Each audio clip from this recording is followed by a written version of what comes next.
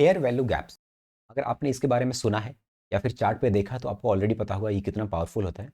अगर ये टर्म आपके लिए नया है तो कोई बात नहीं, इस वीडियो हम कंप्लीटली डिस्कस करेंगे फेयर वैल्यू गैप्स क्या होता है, उसके पीछे का साइकोलॉजी क्या होता है, उसको ट्रेड कैसे करना है और चार्ट पे आइडेंटिफाई कैसे करना है। Please watch this video till the end. आपको फेयर वैल्यू गैप्स के बारे में अगर कंप्लीटली समझना है और उसको अपने ट्रेडिंग में अप्लाई करना है और अपनी प्राइस एक्शन ट्रेडिंग को एक स्टेप आगे लेके जाना है तो please do not skip this video. Without any delay, let's get started. My name is Avinash. I've been trading in the market since last 4+ years. अगर आप यहाँ पे नए हैं तो चैनल को सब्सक्राइब कर सकते हैं और वीडियो को लाइक कर सकते हैं। चलिए वीडियो को शुरू करते हैं। फेयर वैल्यू गैप्स को समझने से पहले हम इसको ब्रेक डाउन करेंगे। Fair value and gaps, market में गैप्स तो आपको ऑलरेडी पता होगा। गैप कैसे क्रिएट होता है? अगर जहाँ पे एक नॉन ट्रेडेड एरिया मिलता है आपको या फिर प्राइस में एक शार्प मोमेंटम होता है ओवरनाइट, जनरली इंडियन मार्केट में बहुत सारे गैप्स क्रिएट होते हैं ग्लोबल इवेंट की वजह से, या फिर यूएस मार्केट में ओवरनाइट कुछ ऐसे चेंजेस आ गए, या फिर कोई न्यूज़ है जो कि ओवरनाइट मार्केट में फैक्टर्ड इन हो गया, तो इन सारे केसेस में गैप्स क्रिएट होते हैं। और जैसे कि गैप्स के ऊपर एक वीडियो ऑलरेडी मैंने बनाया था, गैप्स को आप कैसे ट्रेड कर सकते हो। Gaps work as a support and resistance, provided वो किस साइड पे बन रहा है। इसका लिंक, उस वीडियो का लिंक मैं ऊपर डाल दूंगा, इसको आप जाके चेकआउट कर सकते हो। तो गैप्स तो ऑलरेडी आप समझ गए होंगे गैप्स क्रिएट कैसे होता है, लेकिन फेयर वैल्यू क्या होता है? जब कोई एक इंस्ट्रूमेंट का प्राइस बायर और सेलर को पसंद आता है तो वो एक फेयर वैल्यू होता है। अगर कोई स्टॉक का प्राइस आपको बहुत सस्ता लग रहा है एंड ग्रुप ऑफ बायर्स उसको एग्री करते हैं तो आप उसको बाय करके ऊपर ले जाओगे अपने प्रीवियस फेयर वैल्यू से, वो एक दूसरे फेयर वैल्यू में पहुंच गया। अगर कोई एक स्टॉक अपने फेयर वैल्यू रेंज पे ट्रेड नहीं कर रहा है और उसके बहुत नीचे ट्रेड कर रहा है, लेट्स से फॉर एग्जांपल एक स्टॉक का प्राइस 100 से 120 के बीच में बहुत टाइम से ट्रेड कर रहा है, 6 महीना 1 साल से, और एट दैट पॉइंट उन बायर्स को या फिर सेलर्स को वो प्राइस में बहुत ज़्यादा कुछ नहीं दिख रहा था कि ये प्राइस उसका फेयर वैल्यू है। लेकिन लेकिन 1 साल के बाद उस कंपनी में ऐसा कुछ हुआ, उस स्टॉक में ऐसा कुछ चेंजेस आया जिसकी वजह से कंपनी में बहुत अच्छा ग्रोथ आया। ये वाला जो करंट मार्केट प्राइस है इस स्टॉक का, ये बहुत ही अंडर वैल्यूड लगेगा, तो बायर्स तो इसमें बहुत ज़्यादा इंटरेस्टेड होंगे और इसमें बहुत ज़्यादा बाइंग यहाँ पे इनिशिएट करेंगे। इसकी वजह से प्राइस अपसाइड मूव हो गया और 100 एंड 120 के रेंज से ये जाकर 200 210 के रेंज में फंस गया। तो यहाँ पर जो 120 से लेकर 200 का जो गैप क्रिएट हुआ, ये एक बैलेंस एरिया से प्राइस मूव करके एक दूसरे बैलेंस्ड एरिया में पहुंच गया। सो बीच का जो ये गैप है, this is the imbalance between price. अभी जो करंट प्राइस रेंज में मार्केट आके पहुंचा है 200 से 210 का, और पहले जो प्राइस रेंज में ट्रेड कर रहा था बहुत टाइम तक 100 से 120 का, ये दोनों बैलेंस्ड एरिया है और बीच का जो हमारा मोमेंटम हुआ ये इम्बैलेंस क्रिएट हुआ है। इमीडिएटली इतना 6 महीना 1 साल के बाद इमीडिएट शार्प मोमेंटम आया, बहुत बड़ा मूव आया, 120 से लेकर 200, यहाँ पर क्लोज टू डबल हो गया ये स्टॉक का प्राइस। यहाँ पर क्या हुआ, एक बैलेंस्ड जोन से दूसरे बैलेंस्ड जोन में मार्केट पहुंच गया, ये इसका प्राइस, और बीच का जो है इम्बैलेंस क्रिएट हो गया। तो ये होता है फेयर वैल्यू गैप, दोनों फेयर वैल्यू के बीच में। क्योंकि करेंटली आप जिस प्राइस को देख रहे हैं ये भी अकॉर्डिंग टू द पार्टिसिपेंट्स एक फेयर वैल्यू है करेंटली, लेकिन जहां पे ट्रेड कर रहा था पिछले 6 महीने 1 साल से, एट दैट पॉइंट वो एक फेयर वैल्यू था उस प्राइस का। तो इन दोनों के बीच में जो गैप क्रिएट हुआ, this is called fair value gap. तो इन सिंपल टर्म्स मैंने आपको फेयर वैल्यू गैप समझा दिया है, लेकिन चार्ट पे इसको आइडेंटिफाई कैसे करना है और इसको अपने ट्रेडिंग में यूज़ कैसे करना है, चलिए चार्ट पे देखते हैं। अगर फेयर वैल्यू गैप्स का डिफिनेशन हम यहाँ पे देखेंगे, a fair value gap is a temporary price gap that occurs when there is an imbalance between buyers and sellers. This gap creates an area on the price chart where the price has not yet adjusted. तो यहाँ पर एक बहुत बड़ा gap area create हो जाता है, दो वहाँ पे प्राइस ट्रेडेड होता है लेकिन स्टिल एक इम्बैलेंस प्राइस होता है, and it often attracts the price back before it continues its previous trajectory. तो यहाँ पर जनरली एक डिमांड या फिर सप्लाई जोन जैसे काम करता है। अगर बुलिश मोमेंटम हुआ है स्टॉक में या फिर कोई इंस्ट्रूमेंट में, तो यहाँ पर प्राइस इसको अट्रैक्ट करेगा। मोस्टली जैसे गैप्स फिल हो जाते हैं, आपने ये टर्म सुना होगा, मार्केट में जनरली गैप्स फिल हो जाते हैं, तो सिमिलरली एक फेयर वैल्यू गैप भी यहाँ पर सपोर्ट जैसे काम करता है। प्राइस उस लेवल पे आता है और बाउंस करके बहुत अच्छा फिर से अपना रैली कंटिन्यू करता है, या फिर मार्केट में बहुत ज़्यादा फॉल हुआ है इमीडिएटली और फेयर वैल्यू गैप को मार्केट फिल करने जाएगा, वहाँ पर रेजिस्टेंस क्रिएट करके फिर कंटिन्यू करेगा अपना trend. This is how you can make use of fair value gaps in your trading. अगर हम चार्ट पे इसको आइडेंटिफाई करने की कोशिश करेंगे, ये बेसिकली 3 कैंडलस्टिक से बनेंगे, candlestick 1 2 and 3। In case of bullish fair value gap, ये 3 कैंडल कैसे बनेंगे, candle 1 candle 2 and candle 3 continuous bullish rally में चलेंगे, तो कैंडल 1 का हाई एंड कैंडल 3 का लो, बीच का जो एरिया होगा, this is the fair value gap. यहाँ पर एग्जाम्पल से आपको समझाता हूँ, थोड़ा सा कॉम्प्लिकेटेड लग रहा होगा लेकिन उतना कुछ नहीं है। तो यहाँ पर अगर देखेंगे, निफ्टी का चार्ट है, यहाँ पर देखिए, निफ्टी बहुत टाइम से इस रेंज में ट्रेड कर रहा था, सितंबर 2023 से लेके यहाँ पर नवंबर 2023, यहाँ पर 2.5-3 महीना इस रेंज में ट्रेड किया, लेकिन जैसे ही ब्रेकआउट हुआ बहुत अच्छा मोमेंटम यहाँ पर होकर चला गया। एक तो यहाँ पर ओवरनाइट गैप भी क्रिएट हुआ, और फेयर वैल्यू गैप यहाँ पर कैसे क्रिएट हुआ मैं आपको दिखाता हूँ।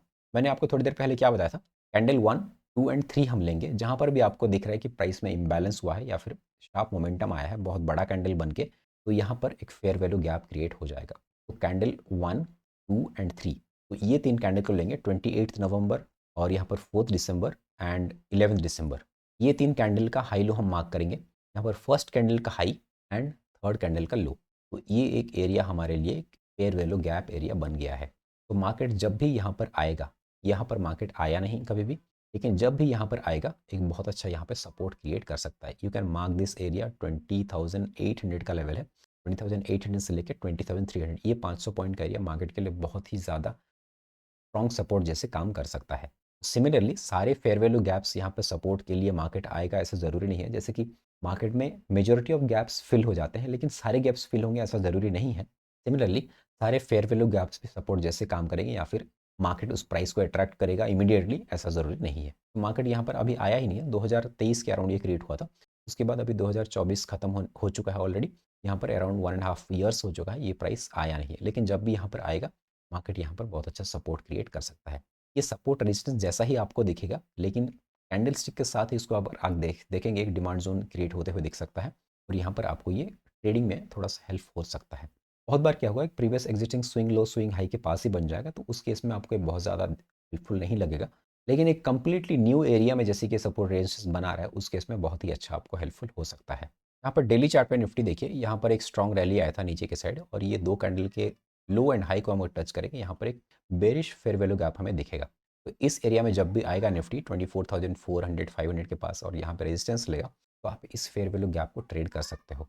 लेकिन ऐसे तो फेयर वैल्यू गैप्स आपको आइडेंटिफाई करना बहुत ही कंफ्यूजिंग लग सकता है, क्योंकि कौन से फेयर वैल्यू गैप्स को आप कंसिडर करोगे और कौन से को नहीं करोगे। तो इसीलिए ट्रेडिंग व्यू में आपके लिए एक फ्री इंडिकेटर मिल जाएगा फेयर वैल्यू गैप्स करके, उसको आप यूज़ कर सकते हो। वहाँ पर आइडेंटिफाई करके आपको ऑलरेडी चार्ट पे प्लॉट कर देगा, वहाँ पर आप उसको यूज़ कर सकते हो। लेकिन हर फेयर वैल्यू गैप्स को आपको सपोर्ट रेजिस्टेंस मानकर नहीं चलना है। जहाँ पर आपको एक दूसरे कन्फर्मेशन के साथ दिखेगा, तब जाके आप उसको ट्रेड कर सकते हो, एक डिमांड एंड सप्लाई जोन जैसे। जैसे कि सारे सपोर्ट एंड सारे रेजिस्टेंस काम नहीं करते, सिमिलरली फेयर वैल्यू गैप्स भी हमेशा काम नहीं करेंगे, वहाँ पे फेलियर होगा, वहाँ पे आपके स्टॉप लॉसेस लगेंगे। तो इसलिए you don't have to rely completely on these areas and थोड़ा सा दूसरे कन्फर्मेशन के साथ आप इसको ट्रेडिंग में यूज़ कर सकते हो। तो फेयर वैल्यू गैप्स को आइडेंटिफाई करने के लिए एक इंडिकेटर हम यूज़ करेंगे FVG। तो यहाँ पर आप क्या दिख रहा है, fair value gap lux algo करके एक 7099 यहाँ पे यूजर्स है इसके, इसको आप अगर आप क्लिक करते हो तो यहाँ पे आपके चार्ट पे ऑलरेडी ये प्लॉट होकर आ जाएगा। तो यहाँ पर देखिए fair value gaps already create होते हुए दिख रहे हैं। यहाँ पर कुछ सेटिंग मैं आपको बताऊंगा, सेटिंग में जाइए आप, इनपुट्स में देखिए, यहाँ पर थ्रेशोल्ड इसका 0 है, तो इसको हम 0.15% कर देंगे। इसका मतलब मैं आपको समझाता हूँ, थोड़ा सा यहाँ पे कुछ फेयर वैल्यू गैप्स कम हो गए। देखिए तो यहाँ पर एक हमारा गैप क्रिएट हुआ था, तो यहाँ पर 0.15% या 0.2% भी कर सकते हैं। 0.2 करेंगे तो हमें थोड़ा सा considerable amount of fair value gaps यहाँ पे दिखेंगे। बहुत छोटे छोटे फेयर वैल्यू गैप्स जहाँ पर क्रिएट हुए हैं उनको हमें कंसिडर करने की जरूरत नहीं है। इसलिए मैंने 0.2% का मूव जहाँ से हुआ है, 0.2 का मतलब क्या है, जो थ्रेशोल्ड वहाँ पे सेटिंग में था, इसका मतलब क्या है, ये जो फेयर वैल्यू गैप्स क्रिएट हुए हैं यहाँ से लेके यहाँ तक का, इसका रेंज अगर मिनिमम 0.2% का नहीं है तो हम उसको as a fair value gap consider नहीं करेंगे।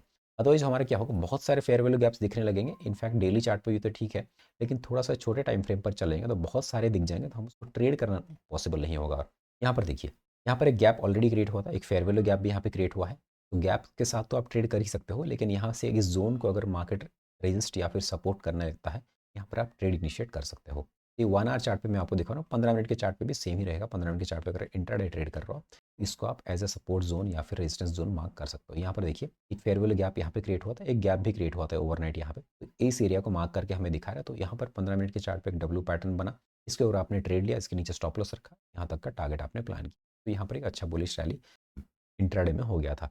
और यहाँ पर देखिए इस एरिया को बहुत ही अच्छे से निफ्टी यहाँ पर सपोर्ट ले रहा है। यहाँ पर एक और गैप क्रिएट होता है ओवरनाइट, तो यहाँ पर जनरली 15 मिनट के चार्ट पर ओवरनाइट गैप से दिख रहे हैं आपको, क्योंकि इंडियन मार्केट्स में गैप बहुत ज़्यादा क्रिएट होते हैं। लेकिन थोड़ा सा कंटिन्यूस चार्ट में अगर आप चले जाएंगे, जैसे कि यूएस ऑयल के चार्ट पे देखते हैं। यूएस ऑयल का चार्ट मैंने इसलिए खोला क्योंकि यूएस ऑयल थोड़ा सा ज़्यादा टाइम के लिए ट्रेड होता है, अनलाइक इंडियन मार्केट जो कि ओनली 6 घंटे के लिए ट्रेड होता है। तो यहाँ पर देखिए यूएस ऑयल के चार्ट में, जो कि क्रूड ऑयल का चार्ट है, तो यहाँ पर अराउंड 22-23 आवर्स के लिए ट्रेड होता है। यहाँ पर देखिए आर्ली चार्ट पे मैं आपको दिखा रहा हूँ, यहाँ पर एक फेयर वैल्यू गैप क्रिएट हुआ था। यहाँ पर जैसे ये सब आया और बुलिश प्राइस एक्शन बना, यहाँ पर अब ट्रेड लिया जा सकता है। मैं इस चार्ट को कंसीडर कर रहा हूँ, आप दूसरे चार्ट पे इसको स्टॉक्स पे भी अप्लाई कर सकते हैं। यहाँ पर देखिए एक फेयर वैल्यू गैप यहाँ पर क्रिएट हुआ, उस केस में जब भी मार्केट वापस यहाँ से रिजेक्शन लिया, फॉल हुआ, जब भी आया यहाँ पर रिजेक्शन लिया, यहाँ पर फॉल हुआ। तीसरी बार भी इनफैक्ट जब रिजेक्शन ले रहा है यहाँ पर फॉल हो रहा है। तो यहाँ पर इनफैक्ट फोर्थ टाइम भी ये फॉलो भी कंटिन्यू हो रहा है, लेकिन धीरे धीरे इसका इंपॉर्टेंस कम होता जाता है। तो इसलिए 2-3 बार ट्रेड करने के बाद उस फेयर वैल्यू गैप को आप कंसिडर ना करो तो बेटर है। इसके बाद थोड़ा सा यहाँ पर प्राइस में शिफ्ट आ सकता है, यहाँ पर अपसाइड ब्रेकआउट करके भी जा सकता है। इसलिए first and second time is the best to trade a fair value gap. यहाँ पर देखिए, यहाँ पर ब्रेकआउट हुआ, यहाँ पर एक डब्ल्यू पैटर्न भी बना था, एक और कंफर्मेशन के साथ हम इसको ट्रेड कर सकते हैं। यहाँ पर अगर देखेंगे, ये डब्ल्यू पैटर्न यहाँ बना, देखिए डब्ल्यू पैटर्न बना के इसको ब्रेकआउट किया।